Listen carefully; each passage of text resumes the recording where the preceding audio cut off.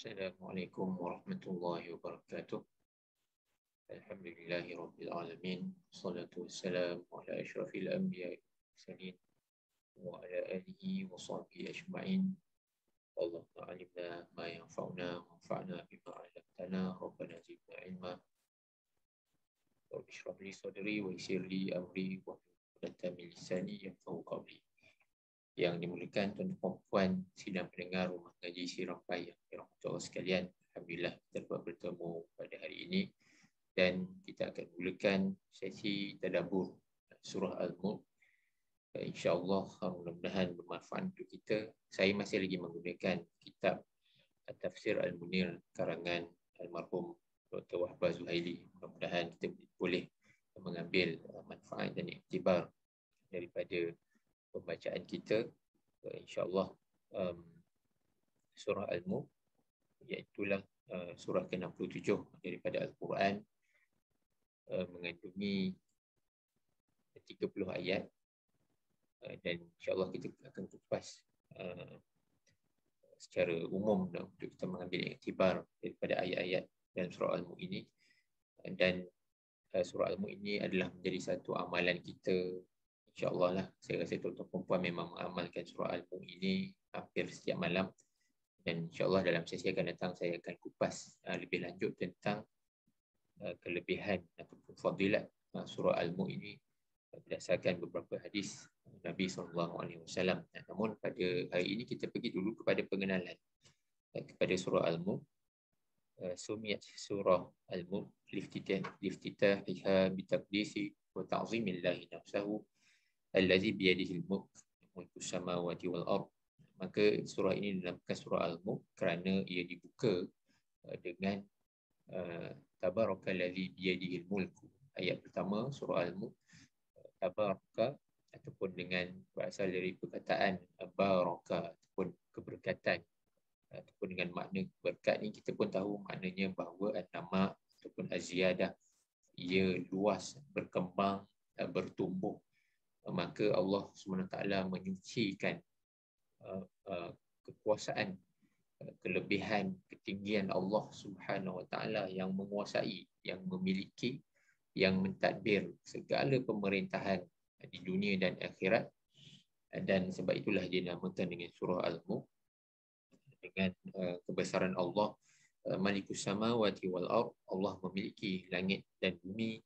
Walahu wahdahu mutlaqus sultan, dan hanya kepada Allah sahajalah semua kekuasaan di dunia dan akhirat. Walaupun kita ni menjadi pemimpin di dalam organisasi kita, di dalam negara kita, namun kita perlu ada mindset bahawa walaupun aku bos, walaupun aku nombor satu, number one, namun kita adalah tertakluk kepada parameter, tertakluk kepada panduan yang Allah SWT berikan kepada kita dalam kita mentadbir, menguruskan apa sahaja tanggungjawab yang ada di dalam tangan kita, baik di segi organisasi, negara, maupun dari segi kita sebagai ketua keluarga dan sebagainya. Yuhyi wa yumit, Allah SWT menghidupkan, mematikan, wa yu'izzu wa yuzillu, Allah SWT lah yang memberikan kemuliaan kepada seseorang ataupun menimpakan kehinaan kepada seseorang. Wa yughni wa yufqir, Allah SWT yang memberikan rezeki, yang memberikan kekayaan, yang memberikan kesempitan maupun kemiskinan kepada setiap seorang. Allah SWT berkuasa bagi tujuan itu. Dan inilah yang kita nak look forward, tuan-tuan puan, apabila kita nak masuk ke dalam surah Al-Mulk ini. Kita cuba daripada ayat pertama saja kita dah cuba untuk look forward apa yang Allah SWT nak bagi tahu kita di dalam ayat ini, dan menjadi satu aktiviti ataupun praktis yang baik juga tuan-tuan puan adalah kita mengaitkan surah yang sebelumnya dengan surah yang kita akan baca. Dan Dr. Wahbah Zuhaili pun meletakkan tajuk munasabatuha bima qablaha, kaitannya dengan surah sebelumnya. Walaupun surah-surah ini tuan-tuan puan susunan dalam Al-Quran itu dia tidak mengikut penurunannya. Macam kita tahu surah yang pertama ataupun ayat yang pertama turun adalah daripada surah Al-Alaq, Iqra, Namun dari segi susunan di dalam Al-Quran itu, dia duduknya di belakang. Dan ayat terakhir Al-Quran yang menjadi khilaf lah, ada antara ulama yang mengatakan ayat daripada surah Al-Ma'idah, al-yawma akmaltu lakum dinakum, ataupun ayat daripada surah Al-Baqarah, wattaqu yawman turja'una fihi ila Allah, dan seterusnya. Namun ayat-ayat itu berada di depan, di bahagian depan. Jadi susunan Al-Quran ini dia tidak mengikut kronologi turun itu, namun dia mengikut susunan yang disusun sejak daripada Al-Quran diturunkan ke Lauh Mahfuz dalam bentuk jumlatan wahidah, dalam bentuk yang sempurna, dan kemudian diturunkan kepada ke langit dunia dan turun kepada Nabi SAW secara berperingkat Nabi malaikat Jibril. Tak apalah, kita tolak tepi tentang itu, tapi nak ceritanya apabila kita membaca ini, praktis yang baik untuk kita merujuk kepada kaitan dengan ayat sebelum. Jadi Dr. Wahbah menyebut di sini bahawa fasuratul mutaqaddimah tubayyana mada qudratillahi wa ta'yidihi li rasulih Muhammad sallallahu alaihi wasallam fi muwajahati ihtimali dhuhur, iaitulah surah sebelumnya, itulah surah At-Tahrim, menyebut tentang kekuasaan Allah, tentang bagaimana Allah SWT membantu Nabi SAW dalam pertolongan Allah SWT, di mana Allah SWT memiliki, dalam surah Al-Mulk ini Allah SWT menyebut tentang kekuasaan Allah SWT bagi segala yang berada di langit dan di bumi.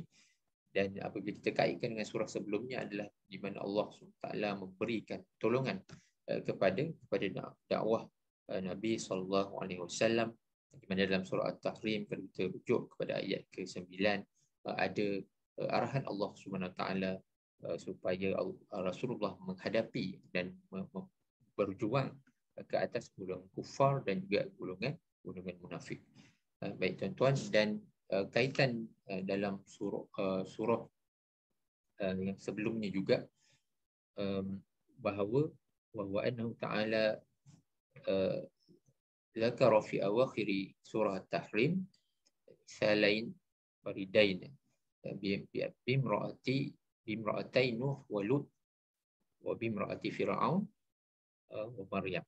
Dalam surah Tahrim, tuan-tuan perempuan boleh rujuk di dalam ayat ke-10 dan seterusnya, Allah SWT memberikan perumpamaan wanita-wanita.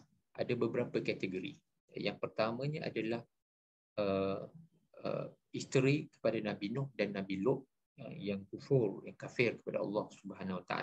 Ini kita secara umum kita tahu kisah mereka, bahawa mereka ni isteri kepada Nabi Rasul namun kufur. Saya nak cuba highlightkan bahawa ada pelbagai konteks manusia dalam kita nak tengok kepada keimanan mereka kepada Allah SWT. Mereka kufur walaupun mereka itu isteri kepada para nabi dan rasul. Wa bimra'ati Fir'aun al-mu'minah. Namun dalam satu konteks pula, isteri Fir'aun yang mengambil Nabi Musa alaihissalam sebagai anak angkat, cerita Nabi Musa dihanyutkan di sungai Nil dan sebagainya, dan saya tuan-tuan pun tahu tentang kisah itu. Dan isteri Fir'aun ni adalah beriman kepada Allah SWT, dan tuan-tuan boleh temukan munajat beliau kepada Allah SWT di akhir surah At-Tahrim. Ini adalah satu konteks yang lain. Konteks yang pertama tadi adalah mereka kufur walaupun mereka isteri kepada para nabi dan rasul, namun isteri Fir'aun beriman walaupun beliau adalah isteri kepada seorang yang kufur. Dan juga Maryam yang memang dalam keluarga orang beriman dan dia juga beriman. Jadi tuan-tuan perempuan yang dirahmati Allah sekalian, satu mesej yang penting sebelum kita nak masuk kepada surah Al-Mulk ini, untuk kita tengok kepada surah sebelumnya yang mengajar kita bahawa kita ni walau di mana pun kita berada, adakah kita ni berada dalam circle orang yang baik, ataupun kita berada dalam circle orang yang memang jahat, ataupun kita berada dalam kondisi yang macam mana pun, namun keimanan kepada Allah SWT itu perlu kita terapkan, perlu kita kukuhkan. Jangan menjadikan circle kita itu sebagai alasan, dan bertambah buruk lagi kalau circle kita baik-baik namun kita menjadi seorang yang onar, yang melawan arus, yang berbuat maksiat dan tidak beriman kepada Allah Subhanahu Wa Taala. Jadi pentingnya untuk kita melihat bahawa dan juga untuk kita tidak berasa selesa dengan circle kita kalau kita berada dalam satu circle yang baik. Dan kita orang sekeliling aku ni baik-baik ni, aku ni insya-Allah lah takkanlah buat benda-benda yang tak betul. Dan kita pun buat indah tak indah dengan dari sudut kita punya pengukuhan dalaman kita, jati diri kita, pengukuhan keimanan kita. Sebab kita rasa kita tak akan buatlah benda-benda macam tu, jadi kita membuat sambil lewa dengan pembacaan Quran, dengan kita mengambil mudah dengan kualiti solat kita mengambil mudah dengan kualiti pembacaan Quran kita. Jadi itu adalah aspek-aspek yang kita perlu consider, sama ada kita duduk dalam circle yang baik ataupun kita duduk dalam circle yang tak baik. Tapi kita mestilah sentiasa equip diri kita dengan kefahaman, dengan keimanan, dengan tadabbur Al-Quran. Kita tingkatkan kualiti ibadat kita, solat kita dan selainnya. Ya, jadi antara poin yang saya boleh kongsikan juga pada hari ini adalah sedikit background tentang surah Al-Mulk ini. Ia adalah surah Makkiyah, surah yang diturunkan di Mekah. Dan kita tahu apabila surah Makkiyah, maka fokus ataupun konten utama dia adalah bi usulil aqidah al-asasiyah, bagaimana pengukuhan akidah, mesej-mesej yang disampaikan oleh Rasulullah SAW kepada kaum Quraisy di Mekah adalah kepada meneguhkan akidah. Dan walaupun kita ini kita ni alhamdulillah kita dah Muslim, namun pengukuhan akidah itu perlu ada, sebab dia membentuk jati diri dan dia akan memberikan outcome kepada amalan kita, cara fikir kita dan apa yang kita amalkan, dan kita membezakan baik dan buruk itu daripada kita punya dalaman kita, keyakinan kita kepada Allah Subhanahu Wa Taala. Dan surah Al-Mulk pun akan menyebutkan tentang hari pembalasan dan sebagainya. Semua itu adalah untuk memberikan kekuatan dalaman dan jati diri bagi kita. Wahya isbatu wujudillah, tentang kewujudan Allah Subhanahu Wa Taala, wa azamatihi, tentang kebesaran Allah Subhanahu Wa Taala, wa qudrati, kekuasaan Allah ala kulli syai'in, atas segala sesuatu, wastidlal ala wahdaniyatihi, tentang keesaan Allah Subhanahu Wa Taala, wal ikhbari anil ba'si wal hashri wal nashri, tentang berita tentang hari kebangkitan, di mana kita akan dibangkitkan dan dihisap di hari akhirat nanti akan datang. Maka inilah yang kita perlu look forward, tuan-tuan puan-puan, sebelum kita masuk dalam surah Al-Mulk ini. Kita expect, kita meletakkan perkara-perkara ini sebagai benda-benda yang kita nak dapatkan dan kita nak kukuhkan daripada pembacaan dan tadabbur kita dalam surah Al-Mulk ini, insya-Allah. Jadi tuan-tuan puan-puan yang dirahmati Allah sekalian, cukuplah sekadar itu sebagai sedikit pengenalan sebelum kita pergi lebih jauh lagi. Dan akan datang insya-Allah saya akan kongsikan tentang fadilat surah Al-Mulk berdasarkan beberapa hadis daripada Nabi sallallahu alaihi wasallam. Mudah-mudahan bermanfaat untuk kita semua. Saya mohon maaf atas segala kekurangan. Billahi taufiq wal hidayah. Assalamualaikum warahmatullahi wabarakatuh.